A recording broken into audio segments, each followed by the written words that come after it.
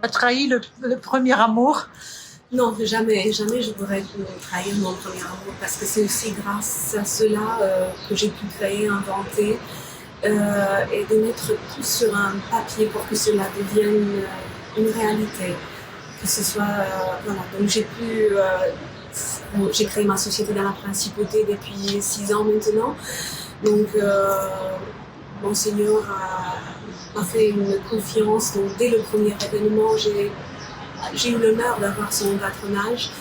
Donc, voilà, on a démarré avec, comme je vous ai dit, le bal masqué, où 5000 costumes sont arrivés de Venise avec tous les damas, les velours et voilà, 150 artistes. Ça a été un véritable marathon. C'était une première au Sporting dans la principauté. Donc, tout le monde me dit juste Vélia, fais fort. Et j'ai dit oui, parce que peut-être je suis une artiste, de pouvoir aller au-delà de tout l'imaginaire.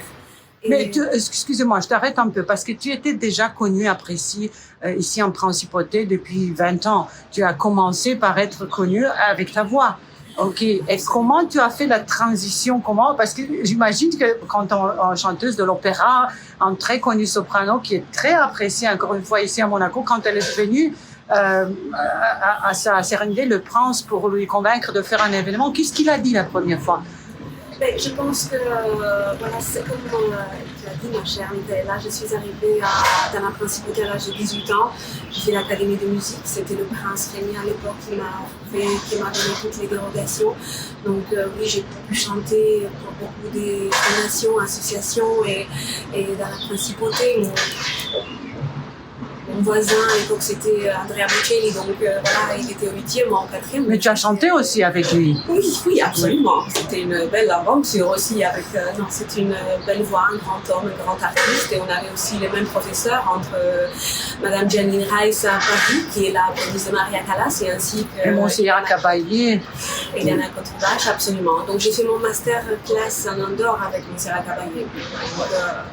C'était une vie artistique, plein d'aventures, mais tellement enrichissantes qui m'ont permis de m'ouvrir à ce monde et d'aller au-delà de nos rêves.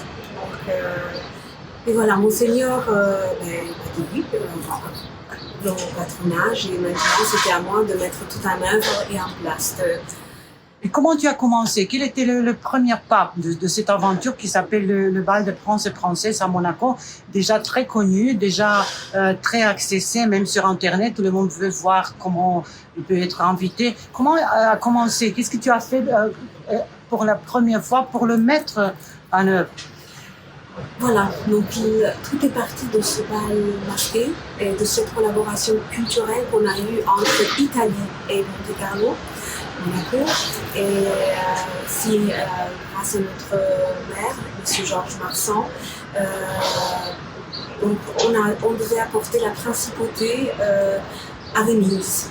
Et donc on a le Grand Prix, on a le tennis, on a la gastronomie avec les plus grands chefs. J'ai dit, et de la maison, je regardais tout simplement le palais. Et je me suis dit, non, je vais amener un conte de fées à Venise avec un bal des princes et princesses.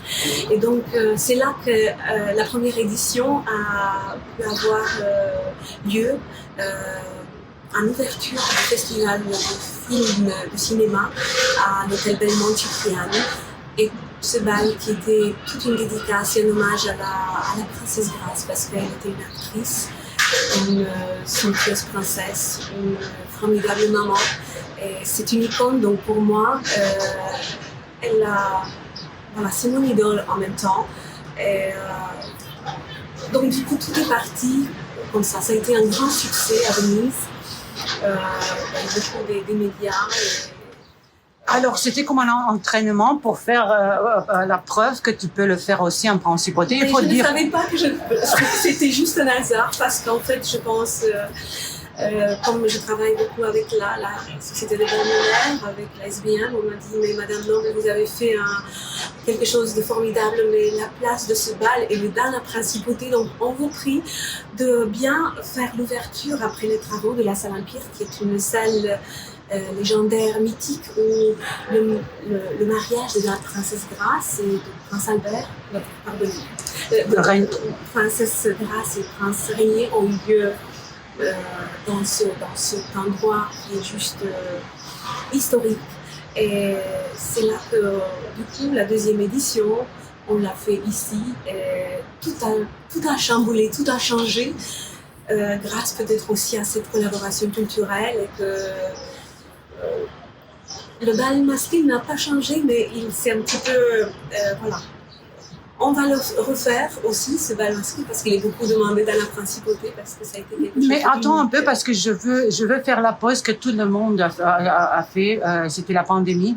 C'était un an de mettez tout dans le frigo des événements. Tous les événements à Monaco ont été arrêtés. Mais cependant là, tu as travaillé, ça je sais personnellement parce que je t'ai vu, je t'ai entendu, je t'ai suivi dans ton démarche de convaincre tout le monde de faire cette balle dès que le monde sera ouvert. Et tu es, à part le Grand Prix le rallye de Monte-Carlo, en fait c'est le deuxième grand événement qui se passe à Monaco après la pandémie. Comment tu as réussi de tenir ton espoir, de convaincre pendant que tout on était confinés, de faire cet événement, en juin, cette année? Il est vrai que cette pandémie nous a mis un petit peu à genoux, et je pense que le monde entier, personne ne s'attendait à ça.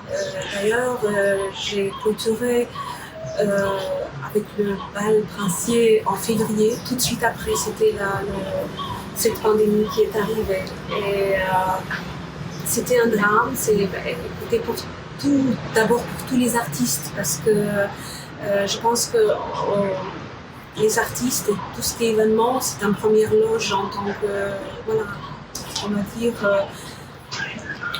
qu'il y a une souffrance, parce que le fait de les empêcher de chanter, de s'exprimer, de rendre leurs émotions, et voilà, donc j'ai plein des amis qui m'appellent sur Facebook, sur Instagram, qui me disent Delia, on veut venir à ce bal, je sais que tu vas le faire.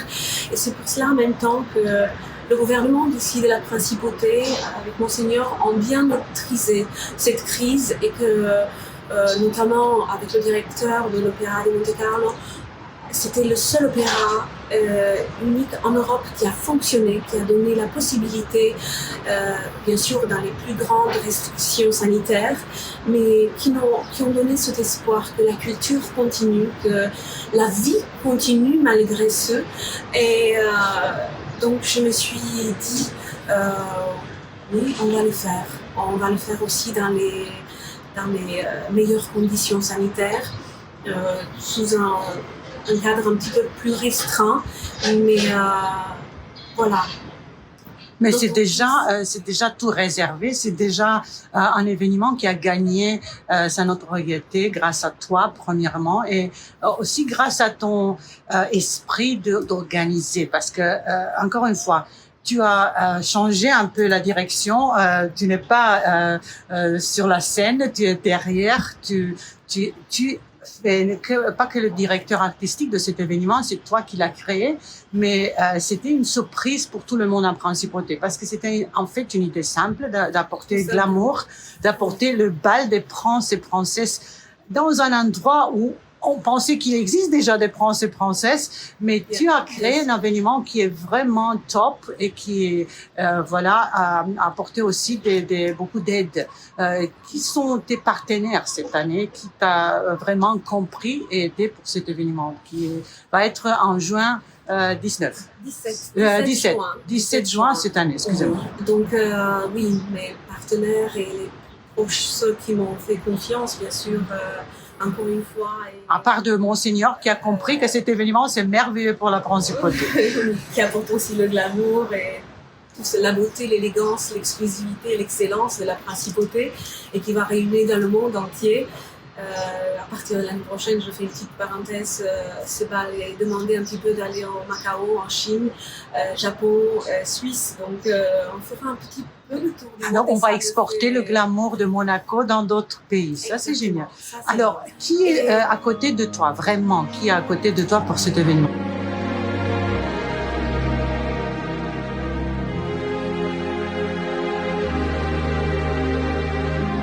En tant que partenaire et ceux qui ont été auprès de ce projet,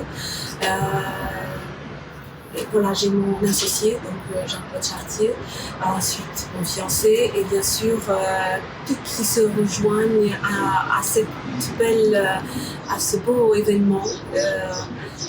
C'est la joaillerie Graff, donc qui est une joaillerie somptueuse, sublissime et que je viens d'avoir aussi l'accord de Londres qui n'est pas rien, donc je suis heureuse de les avoir auprès de moi. La SBM, une raffinerie d'or, voilà, qui va apporter un petit peu toutes les étincelles d'or dans les plats cuisinières de l'équipe de la cuisine d'Alain Ducasse. La mairie, bien sûr, un très grand designer, Vincenzo Lascagno, une revue, c'est Forbes, Monaco et les États-Unis. On a aussi de la Roumanie, j'ai un grand partenaire, mais c'est aussi un petit peu de ma famille, c'est de la compagnie Rodotex qui apporte, si vous voulez, toute l'image de ce beau projet. Donc le velours et les feuilles d'or, mais comme c'est un cœur en fait, c'est un cœur en feuilles d'or et qui représente cet événement, qui est tout simplement plein d'amour, d'espoir et d'excellence. Bien sûr, et non un dernier, c'est la SBM, l'hôtel de Paris qui nous accueille et qui m'a accueilli depuis tout le temps et tous les jours, qui apporte aussi une force parce que c'est une équipe, je travaille avec une équipe formidable et je ne vais pas en citer le nom parce qu'il y en a beaucoup, mais voilà, donc ils sont juste formidables et je remercie que aussi grâce à eux et main dans la main on peut rendre de ce projet qui est devenu juste un rêve, un conte de fées et voilà, je leur remercie beaucoup. Il faut toucher un autre étage de cette conversation parce que c'est très important pour toi aussi et pour ceux qui le suivent. C'est l'aspect caritatif de cet événement, l'aspect humanitaire. Toi, comme ambassadeur UNICEF, tu as créé cet événement aussi pour être sûr que tu peux faire d'autres bénéficier de tout ce qui se passe avec ces événements. Je t'en prie un peu de me dire à qui tu as adressé ce côté humanitaire cette année. Cette année est un petit peu comme toutes les années en général. C'est vrai qu'en tant qu'ambassadrice UNICEF, j'ai une petite sensibilité pour les enfants. Donc, c'est la Fondation Princesse Grasse pour laquelle voilà, on apporte et j'apporte en tant que tous les artistes et toute la création de ce projet. Il y aura des donations, des aux enchères qui seront tout apportées pour aider les enfants en besoin, qui sont hospitalisés, qui sont malades, avec leur famille en détresse. Et qui pour moi est très important, parce que c'est vrai qu'on vit des moments parfois difficiles. Et voilà, donc c'est la Fondation Princesse Grasse. Tu as toujours apporté des grandes voix sur la scène, des artistes qui fait la bonheur des invités à cet événement. Est-ce qu'on a des belles surprises cette année? Est-ce que tu as réussi de réunir encore une fois des grandes voix ou des grandes danseuses? C'est quoi le menu cette année? Déjà le menu, encore une fois, ça va être avec une ouverture de grand bal, ça va être fait par l'Orchestre des Carabiniers du Prince. Et ensuite, je remercie encore une fois infiniment Monseigneur. Ensuite, on a des artistes qui arriveront de Roumanie, parce que je suis roumaine et que j'ai un attache près de mes racines, ma culture. Et donc le ballet de l'Opéra de Bucarest, des premières danseurs étoiles, ensuite de l'Opéra de Mariinsky.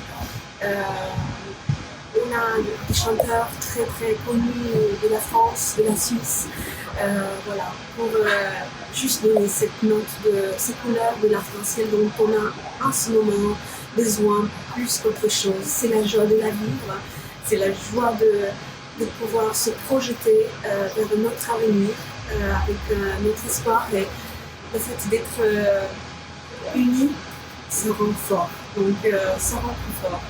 Et voilà, merci aussi à toi, Michaela, parce que le fait que tu es là aujourd'hui, à mes côtés, c'est que... De rien, il faut être... Je suis touchée. Il faut être rallié pour des bons causes. Nous sommes romaines tous les deux. C'est important. Mais on habite ici. Et on pense toujours à toutes les connexions, comme tu as dit, avec Roumanie. Mais on parle de connexion. C'est vrai que chaque année, tu as invité, ou ils se sont invités, en achetant des billets à ton événement, des invités de partout dans le monde.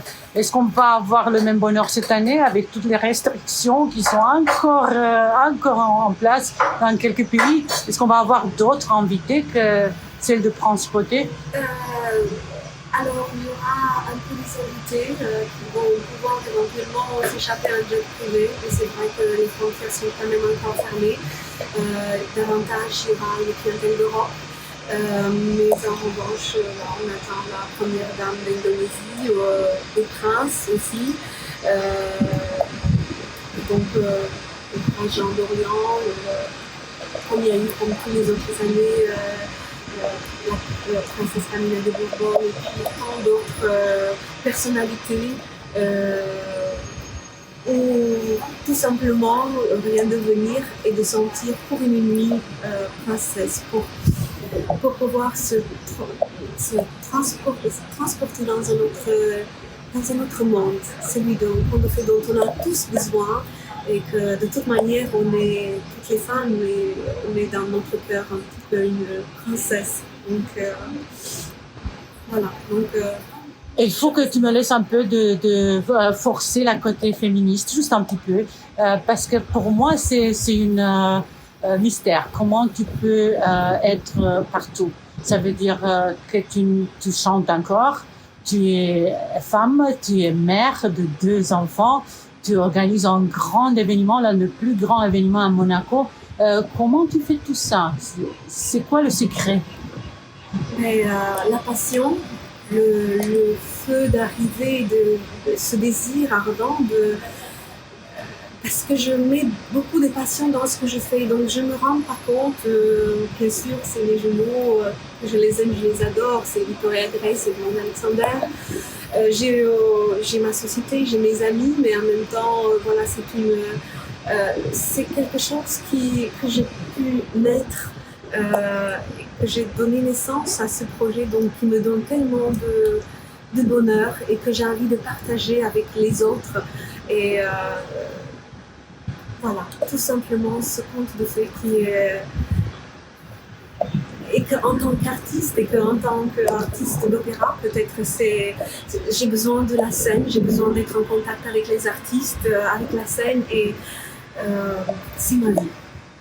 Ok, alors je t'en prie de faire un petit exercice d'imagination pour nous, parce que pour toi, tout est déjà connu avant le grand événement de 19 juin ici à Monaco, le bal de France et Princesse. 17 Tous les détails sont déjà connus en ce qui concerne l'événement de 17 juin ici à Monaco.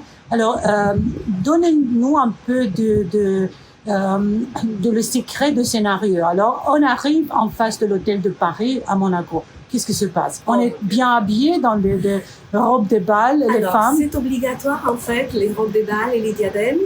Pour les hommes, c'est le costume, c'est l'uniforme militaire de cérémonie, ou bien le frac, c'est la pépopie. Il y a une cérémonie, il y a des traditions, il y a des coutumes dont j'ai inventé, j'ai créé pour voilà, dès qu'on rentre sur les escaliers de l'hôtel de Paris sur un tapis rouge avec toutes 40 musiciens qui arriveront aussi, des musiciens de Principe di Fossano. Voilà, donc c'est notre partenaire avec Précieuse Nuit dont on travaille depuis longtemps et toujours fidèle à cette notion de l'accueil qui est tellement important. Donc les tambours, les trompettes, les drapeaux, bien sûr après accueillis avec un verre de champagne, c'est Armand de Brignac et qui est en son pieux champagne, donc je vous inviterai à venir déguster. Et après c'est le dîner et le spectacle en même temps. Et en fonction des restrictions sanitaires, si le gouvernement nous donnera l'occasion, la possibilité de danser un petit peu. Mais voilà, il y a beaucoup de restrictions aussi, parce que ce bal est destiné davantage cette année à ceux qui résident, qui sont monégasques ou bien qui ont un hôtel dans la principauté. Parce que le test PCR et les vaccins ne sont pas obligatoires, mais le test PCR afin que tout le monde soit en confort et en sécurité. Est-ce que tu vas chanter cette année? Parce que je me rappelle une fois que c'était pas dans le scénario, mais tu étais invité. C'était le monde qui a demandé de écouter chanter de l'opéra. Est-ce que tu vas nous faire cette surprise cette année? Vous savez, il va falloir que je sois au four et au moulin, comme on dit. Mais je pense que comme chaque année je le fais, de partager peut-être ce dernier moment comme le brindisi de la Traviata avec les verres de champagne et avec tout le monde. Donc je me rejoindrai aux artistes à la fin et avec tous nos invités ensemble de pouvoir chanter tous ensemble. Donc à ce brindisi de la vie et à cette réussite quand même que je suis fière, heureuse et l'aventure ne fait que commencer. Il faut que je te dise en tant que je suis aussi roumain qui habite ici depuis 14 ans à Monaco. Je suis si fière que c'est un Roumain qui fait encore un grand événement à Monaco. Et je suis si fière de toujours entendu de toi comme avec admiration et avec un respect que j'espère que va être perpétué pour tous les Roumains qui habitent ailleurs, parce que c'est déjà connu. On a beaucoup des autres Roumains qui habitent dans notre pays et c'est bien quand on fait du bien.